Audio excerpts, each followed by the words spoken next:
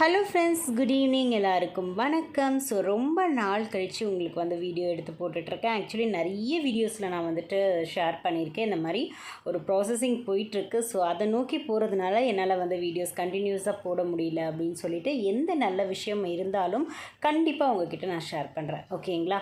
So இப்போ நான் எங்கே வந்திருக்கேன்னு பார்த்தீங்கன்னா, வீராஸ் தாங்க வந்திருக்கேன். ஸோ வீராஸில் வந்து ஆஃபர்ஸ் போட்டிருக்காங்க அப்படின்னு சொல்லியிருந்தாங்க. ஸோ போய் பார்க்கலாம் அப்படின்னு சொல்லிட்டு வந்திருந்தேன். ஆக்சுவலி வீராஸில் வந்து எப்போவுமே சாரீஸ் நல்லாயிருக்கும். ஸோ இந்த சென்னையில் உள்ளவங்களுக்கு மோஸ்ட்லி வீராஸ் பற்றி தெரிஞ்சிருக்கும்னு நினைக்கிறேன். ஸோ வண்ணாரப்பேட்டையில் இருக்குது. ஸோ அங்கே தான் வந்துட்டு சாரீ கலெக்ஷன்ஸ்லாம் பார்த்துட்டு வரலாம் அப்படின்னு சொல்லிட்டு, உண்மையிலே வந்துட்டு பார்த்திங்கன்னா ஆன்லைன் சாரீஸில் ரொம்பவே கம்மியாக இருந்தது. ஸோ ஆக்சுவலி நான் சாரீ தான் பர்ச்சேஸ் பண்ணலாம் அப்படின்னு சொல்லிட்டு நான் எல்லாமே சுற்றி சுற்றி வளைச்சி பார்த்துட்டு இருந்தேன். பட் பார்த்தது ஒன்று, பர்ச்சேஸ் பண்ணது ஒன்று. எனக்கு வந்துட்டு இந்த செட்டிநாடு பட்டு வந்து ரொம்ப பிடிக்குங்க. சிம்பிளாக இருக்கும் அண்ட் பார்க்க வந்து எலிகண்ட்டாக இருக்கும். ஸோ இதில் தான் ஒரு 4-5 எடுத்து வச்சுருந்தேன். பட் வந்துட்டு பில்லிங் போடும்போது டக்குன்னு வந்துட்டு மைண்ட் சேஞ்ச் ஆகிடுச்சு. சரி, சாரீ செக்ஷன் மட்டும் பார்த்துட்ருக்கோமே, டாப் ஃப்ளோரில் போயிட்டு என்னென்ன இருக்குது அப்படின்னு சொல்லிட்டு பார்த்துட்டு வரலான்னு போனேன். அங்கே தான் வந்துட்டு ஒரு ட்விஸ்ட் வந்துருச்சு. ஸோ இந்த சாரீஸ்லாம் உண்மையிலேயே ரொம்ப அழகாக இருக்குது. ரொம்ப அஃபோர்டபுள் ரேஞ்சில் இருக்குது. ஆன்லைன்லலாம் பார்த்தீங்கன்னா 1800 அந்த ரேஞ்சில் இருக்குது. பட் இங்கே வந்துட்டு பார்த்திங்கன்னா எல்லாமே வந்து 1000 கூட தான் இருக்குது. ரொம்ப அழகான யூனிக் கலர்ஸாக இருந்தது. எனக்கு இந்த ஆஷ் கலரை விட்டுட்டு வரவே மனசு இல்லை. அவ்வளோ சூப்பராக இருந்தது. சரி, இன்னொரு நாள் பார்த்துக்கலாம் அப்படின்னு சொல்லிட்டு நான் வந்துட்டேன். நான் எதுக்காக ஷாப்பிங் பண்ணிகிட்ருக்கேன்னா, பர்டிகுலராக எந்த ரீசனுமே கிடையாதுங்க. ஆக்சுவலி என்னை பொறுத்த வரைக்கும் நான் ரொம்ப லோன்லியாக ஃபீல் பண்ணாலோ, இல்லைனா ரொம்ப ஸ்ட்ரெஸ்ஸாக இருந்தாலோ, என்னோடய மைண்டை ரிலாக்ஸ் பண்ணுறதுக்காக நான் வந்துட்டு ஷாப்பிங் போயிடுவேங்க. நான் மட்டுமே வந்துட்டு போயிட்டு ஷாப்பிங் பண்ணிட்டு வருவேன். எதுவுமே வாங்கலைனாலும் ஒரு அரை நாள் கிட்ட வந்துட்டு கடையிலே ஸ்பெண்ட் பண்ணுவாங்க. இந்த மாதிரி அழகான கலெக்ஷன்ஸ்லாம் பார்த்துட்டு அங்கே நிறைய பேர் வருவாங்க, போவாங்க. அங்கே நிறைய குட்டீஸ்லாம் விளையாடுவாங்க. ஸோ சின்ன சின்ன விஷயங்கள் வந்து எனக்கு வந்து ஹாப்பினஸ் கொடுக்குற மாதிரி எனக்கு தோணும். ஸோ என்ன மாதிரி எத்தனை பேர் வந்து ரொம்ப ஸ்ட்ரெஸ்ஸாக இருந்தாலோ, இல்லைனா ஏதாவது வீட்டில் பிரச்சனை, ஏதாவது வந்து உங்களுக்கு வந்து ஏதாவது வந்து மைண்ட் ரிலாக்ஸேஷன் வேணும் அப்படின்னு நினைக்கும் போது இந்த மாதிரி ஷாப்பிங் பண்ணுவீங்கண்ணா அப்படின்னு சொல்லிட்டு கண்டிப்பாக கமெண்ட் செக்ஷனில் சொல்லுங்கள்.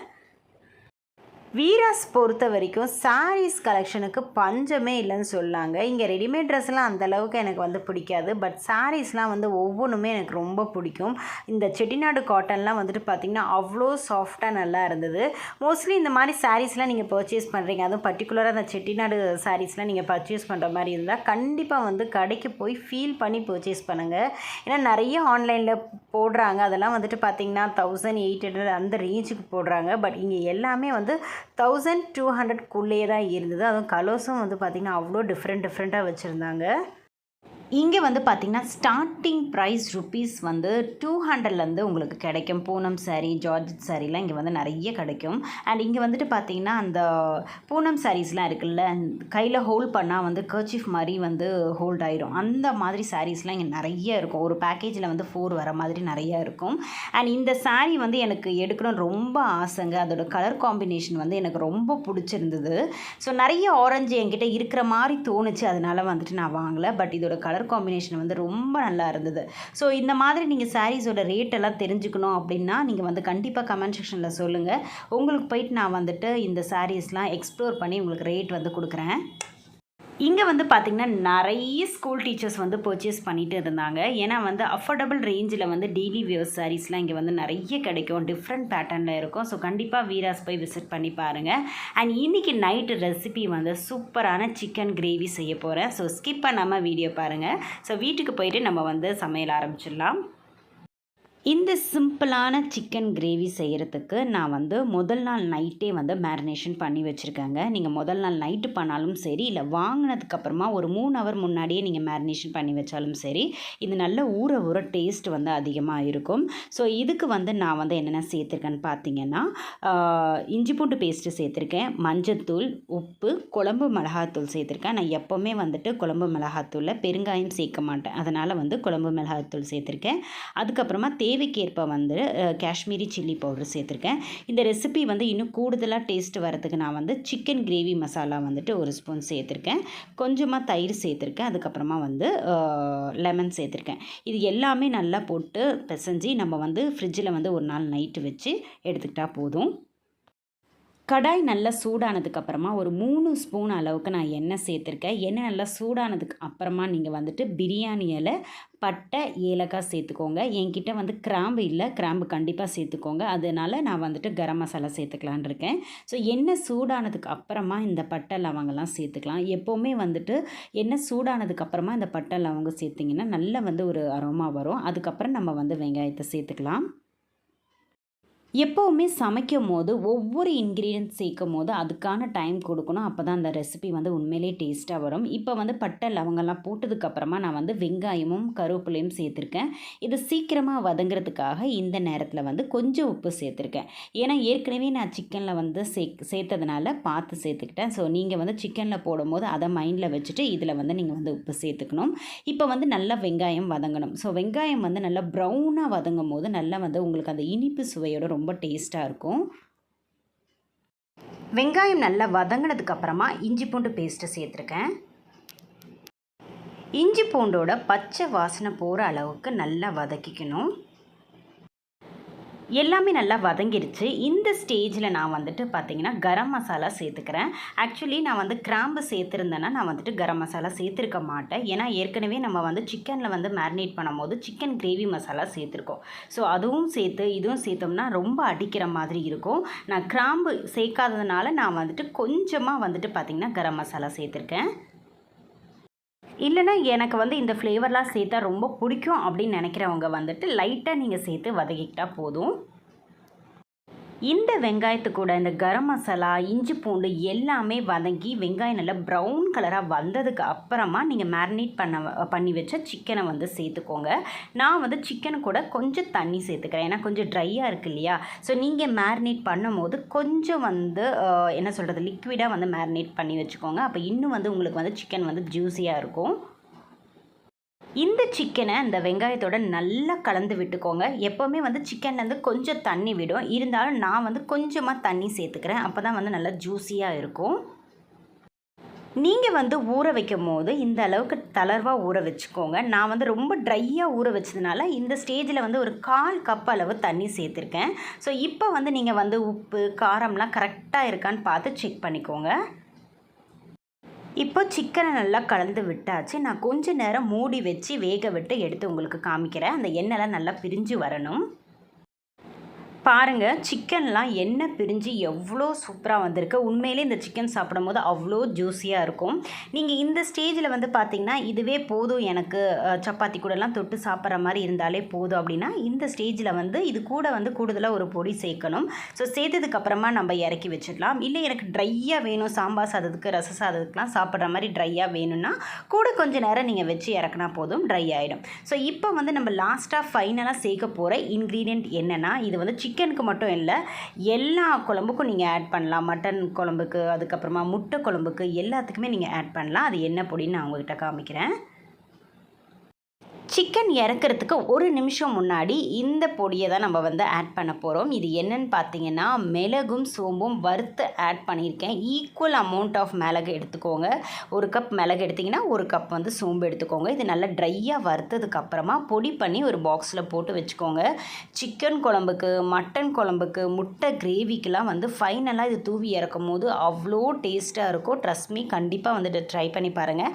ஆக்சுவலி இது வந்து என் தங்கச்சி தான் வந்து எனக்கு அரைச்சி கொடுத்தா. இப்போ நானும் வந்து அரைச்சி வச்சுக்கிறேன். சிக்கன் வந்து எனக்கு தேவையான கிரேவி பதத்தில் வந்துருச்சு. எனக்கு வந்து ரொம்பவும் ட்ரையாகவும் வேண்டாம், ரொம்பவே கிரேவியாகவும் வேண்டாம்னு சொல்லிட்டு இந்த ஸ்டேஜில் நான் ஆஃப் பண்ணிக்க போகிறேன். ஸோ இப்போ வந்து நான் வந்து இந்த பெப்பர் அண்ட் சோம்பு தூளை வந்து ஆட் பண்ணிக்கிறேன். ஸோ எப்போ நீங்கள் வந்து எந்த குழம்பு கூட வந்து நீங்கள் பெப்பர் ஆட் பண்ணாலும் ரொம்ப கொதிக்க விடக்கூடாது. நீங்கள் ரொம்ப கொதிக்க விட்டீங்கன்னு வச்சுக்கோங்களேன், அது வந்து கசப்பு தன்மையாக மாறிடும். ஸோ நான் வந்து போட்டு கொஞ்சம் நேரம் கலரி விட்டு ஆஃப் பண்ணிடுறேன். ஏன்னா வந்து அந்த சூட்லேயே வந்து அந்த பெப்பரோட வாசனை வந்து அவ்வளோ தூக்கலாக இருக்கும். நீங்கள் கண்டிப்பாக இந்த சிக்கன் ரெசிபியை செஞ்சு பார்த்துட்டு எப்படி இருக்குன்னு கமெண்ட் செக்ஷனில் சொல்லுங்கள். அவ்வளோ சூப்பராக இருக்கும். இன்றைக்கி எங்களுக்கு நைட் டின்னர் பார்த்திங்கன்னா சப்பாத்தி, தால், அதுக்கப்புறம் சிக்கன் கிரேவி தான். நெக்ஸ்ட் டே மார்னிங் அப்படியே நான் வீடியோ கண்டினியூ பண்ணுறேங்க. ஸோ எல்லா வேலையும் முடிச்சுட்டு ஒரு 11:30 கிட்ட வந்துட்டு நான் என்ன பிளான் பண்ணியிருந்தேன்னா, என்கிட்ட நிறைய இந்த ஃப்ரேம்ஸ் எல்லாம் எம்டியாக இருந்ததுங்க. ஸோ அதனால் இந்த எம்டி ஃப்ரேமை வந்து நம்ம ரெடி பண்ணி எனக்கு பிடிச்ச மாதிரி கோட்ஸ் நான் வந்து எழுதி வச்சுப்பேன். எப்போவுமே இந்த கோட்ஸ் எழுதுறதெல்லாம் எனக்கு ரொம்ப பிடிக்கும். அது நான் ஓனாகவும் எழுதுவேன், இல்லைனா ஏதாவது கூகுளில் பார்த்து கூட நான் எழுதி வச்சுப்பேன். நான் ஆன்லைனில் வந்து ஆர்டர் பண்ணி வாங்க மாட்டேன். என்கிட்ட என்ன இருக்கோ அதை வச்சு நான் வந்து செஞ்சுருவேன். ஸோ நம்ம படிக்கும் போதெல்லாம் இந்த எல்ஓஇ பீரியட்னு ஒன்று இருக்கும். எத்தனை பேருக்கு ஞாபகம் இருக்குதுன்னு சொல்லுங்கள். அதில் நிறைய கிராஃப்ட் ஒர்க்லாம் சொல்லி தருவாங்க. எனக்கு அந்த பீரியட் வந்து ரொம்ப பிடிக்கும். ஸோ இப்போ நான் என்ன பண்ணியிருக்கேன்னா, இந்த ஃப்ரேம்ஸில் வந்துட்டு பார்த்திங்கன்னா, நம்ம வீட்டுக்கு வர இன்விடேஷனில் வந்துட்டு ஃபஸ்ட்டு 2 பேஜஸில் வந்து பிரிண்ட் இருக்கும், லாஸ்ட் பேஜஸ் வந்து எம்டியாக இருக்கும் இல்லையா? ஸோ அந்த பேஜை கட் பண்ணி நான் வந்துட்டு இந்த ஃப்ரேம்ஸில் வந்து ஸ்டிக் பண்ணியிருக்கேன். அது கொஞ்சம் பாலிஷாகவும் இருக்கும், நல்லாவும் இருக்கும் பார்க்குறதுக்கு. ஸோ உங்களுக்கு வந்து நிறைய கிரீட்டிங்ஸ் வந்ததுன்னு வச்சுக்கோங்களேன், அதெல்லாம் வேஸ்ட் பண்ணாதீங்க. இந்த மாதிரி நீங்கள் யூட்டிலைஸ் பண்ணிக்கோங்க. இந்த ஃப்ரேம்ஸில் நான் எல்லாத்துலேயுமே வந்துட்டு ஸ்டிக் பண்ணி வச்சுட்டு எனக்கு தோணுன கோட்ஸ் எல்லாம் நான் அதில் எழுத போகிறேன். ஸோ அந்த ஃப்ரேம்குள்ளே இந்த இலையை 2 கட் பண்ணி அதில் வந்து ஸ்டிக் பண்ணி ஏதாவது எழுதலாம் அப்படின்னு சொல்லிட்டு யோசித்து வச்சுருக்கேன். ஸோ நல்லா வரும்னு நினைக்கிறேன். ஸோ லாஸ்ட் வந்து எப்படி வந்திருக்குன்னு உங்களுக்கு காமிக்கிறேன்.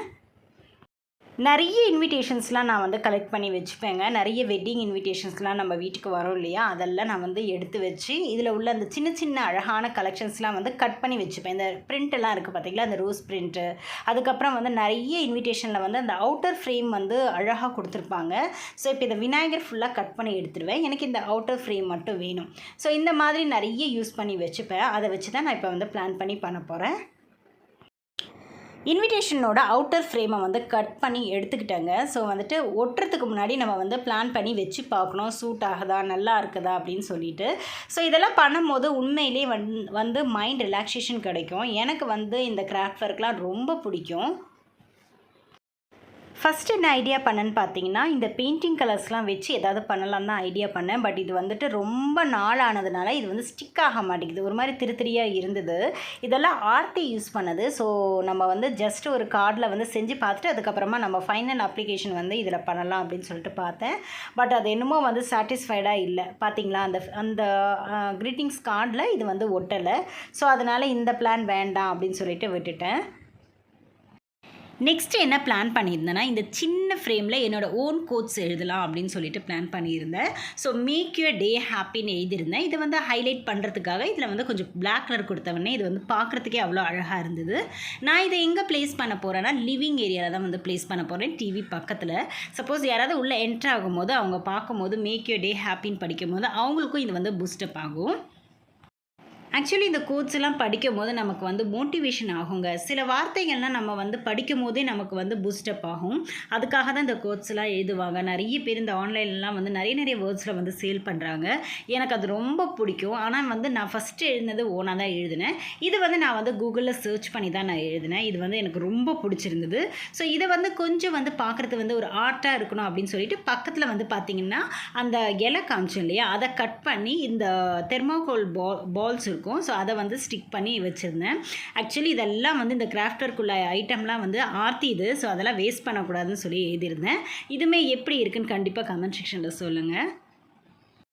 இந்த வீடியோவில் நான் பண்ண கிராஃப்ட் ஒர்க் ஏன் வந்து இன்க்ளூட் பண்ணேன்னா, நிறைய பேர் மேரேஜுக்கு முன்னாடி வந்து நிறைய கிராஃப்ட் ஒர்க்லாம் பண்ணியிருப்போம். பட் மேரேஜ் ஆனதுக்கப்புறமா இதெல்லாம் சுத்தமாக மறந்தே போயிருப்போம். ஸோ டைம் கிடைக்கிற நேரத்தில் வந்து ஒன்று காசு கொடுத்து நீங்கள் வாங்கி வீட்டில் வந்து அழகுபடுத்தி வைக்கிறத விட நம்மளே வந்து க்ரியேட்டிவாக ஏதாவது செஞ்சு நீங்கள் வந்து வீட்டில் வைக்கும் போது அது இன்னுமே வந்து உங்களுக்கு பார்க்கும்போது ஒரு பூஸ்டப் ஆகும். உங்களுக்கு இந்த மாதிரி கிராஃப்ட் ஒர்க்லாம் பிடிக்கும்னா கண்டிப்பாக கமெண்ட் செக்ஷனில் சொல்லுங்கள். ஏதாவது ஒரு வீடியோவில் நான் இன்க்ளூட் பண்ணுறேன். அண்ட் இந்த வீடியோ வந்து ஏதாவது ஒரு விதத்தில் உங்களுக்கு யூஸ்ஃபுல்லாக இருக்கும்னு நம்புகிறேன். அண்ட் நான் பண்ண இந்த 3 ஃப்ரேம் ஒர்க்கில் உங்களுக்கு எது பிடிச்சதுன்னு கண்டிப்பாக கமெண்ட் செக்ஷனில் சொல்லுங்கள். ஸோ நெக்ஸ்ட் வீடியோவில் உங்களை மீட் பண்ணுறேன். பாய்.